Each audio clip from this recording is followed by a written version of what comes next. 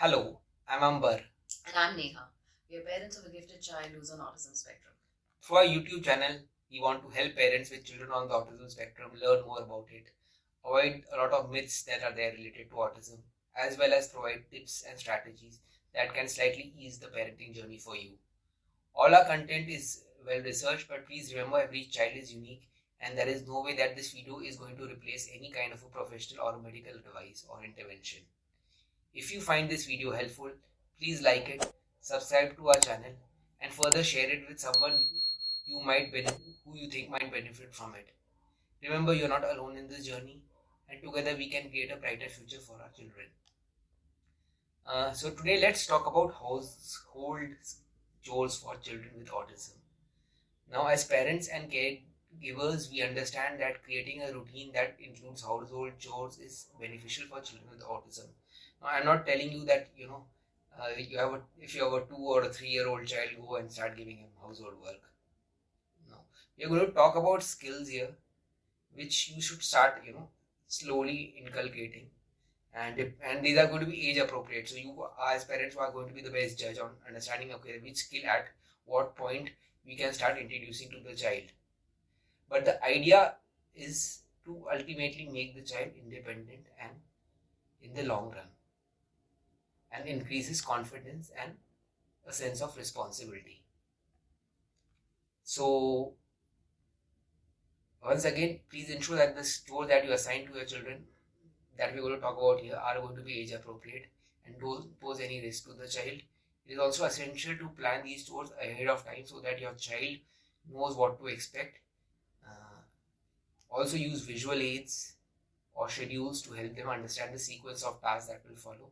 Uh, there might be a bigger chore, and not all components of that chore, if you break down into different components, not the child may at a particular stage may not be able to do the entire thing. For example, uh, washing clothes, right? Now the child may not be able to do the entire thing on his or her own. But what the child can do is, the child can put the dirty clothes, his or her dirty clothes, in a tub. Once the clothes are washed in a machine or whatever process that is being followed at your home, the child can help get the clothes out and help the parents in putting it on the drying line. So you have to understand that how the process needs to be broken down, and what is that you can what part of that is that you can assign to Your the child. child can do whatever part you think is appropriate for your child and what you think he can help you with. As it, so as Amber said, you should start at an early age, but yes, you're the best judge. You can understand when your child will be ready for that. But you should keep introducing more than anything else. Even if the child is not helping, you can keep saying things that I am doing this. So would you like to help me? Let's do it together, because the concept of let's do it together always helps. So to begin with, one great chore for a child with autism is sorting and organizing. Now you can create simple tasks like sorting of toys, your kitchen items, your clothes. You can sort these out. Use colorful bins or labels which state where should be what put, and you should make it more engaging and visually appealing. Now our children get excited with brighter colors, so you can try those. And sorting tasks always helps them with fine motor skills, and it enhances their cognitive abilities basically. And like what you can try is take huge bins or big boxes, and you can let your child separate out things. That you can put one cloth in it, in one bin, and in the other you put a toy. In the third one you put maybe some other toys or blocks or vehicles or whatever you feel like putting in there.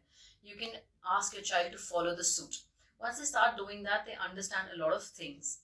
For example, again, if we talk about small children, they go to school, you can talk about separating their clothes. Like you have a school uniform, you have home clothes that you wear once you come back, and then if you're going somewhere, you have clothes for going out, and if you're going for any sport, you have the sports gear and swimming clothes and so on.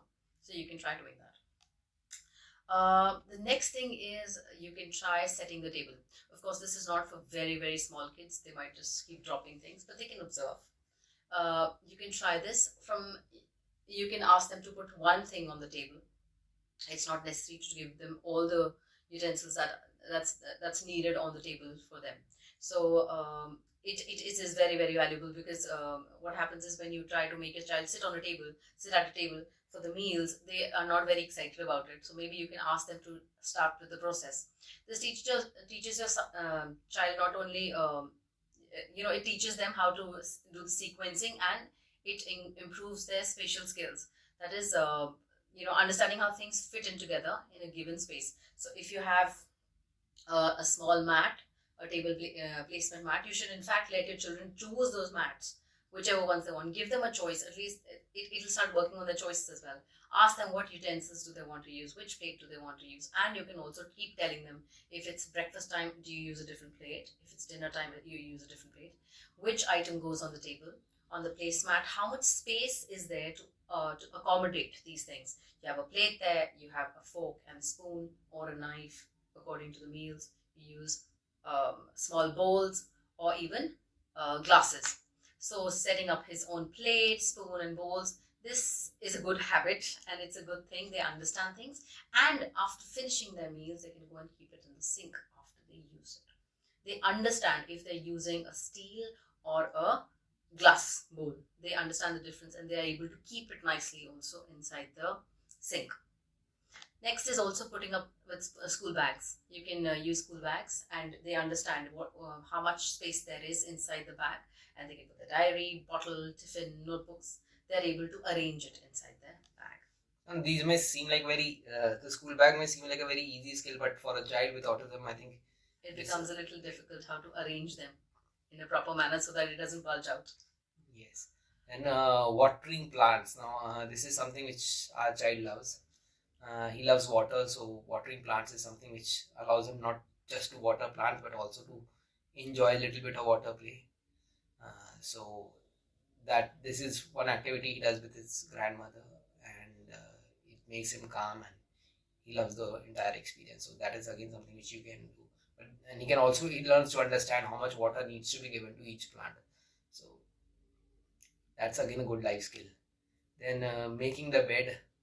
Now this might not be a very appropriate skill for very young children, but yes, for slightly bigger children, you can demonstrate step by step on how to tuck the sheets, arrange pillows, and just praise their effort whenever they do it.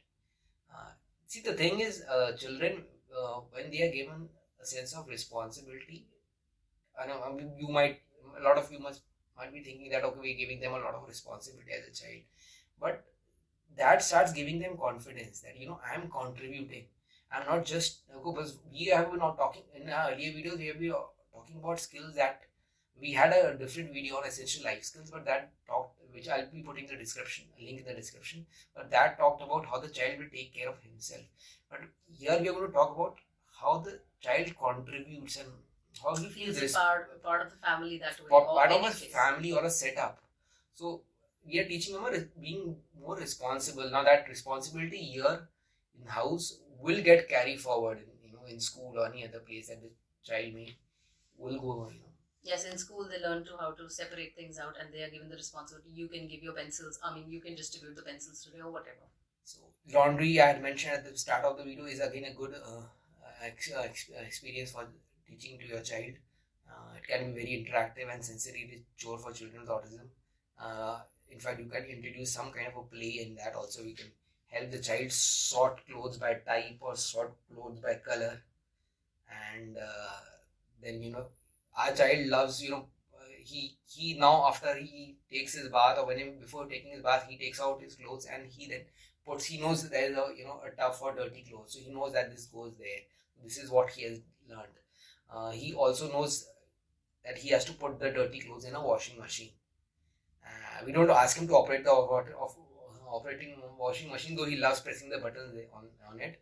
But yes, once the washing is done, what you could do is ask the child to help you with carrying the clothes back to the drying line. So that is one task. Then it's wiping surfaces is another task which is satisfying for the children actually. So if they drop something, you ask them to clean it up with a cloth, whatever, and ask them to take a damp cloth for cleaning up, which is something which is really greasy or anything.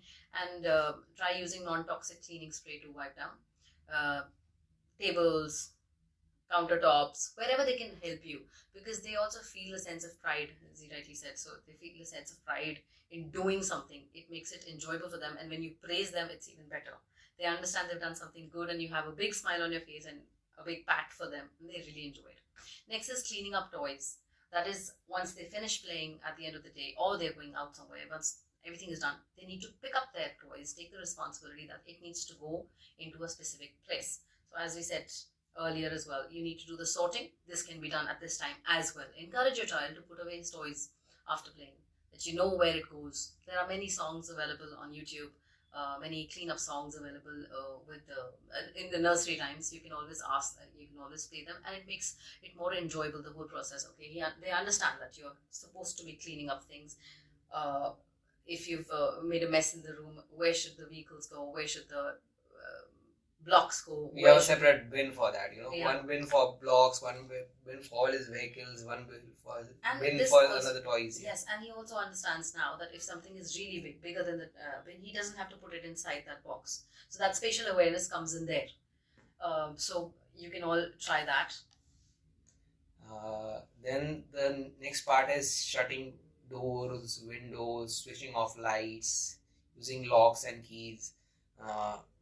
When it's hot and we are using the AC, the child tends to open the doors and windows when all the cold air goes out. So we are teaching them, when the door needs to be shut, when the windows need to be shut, when do they need to be opened.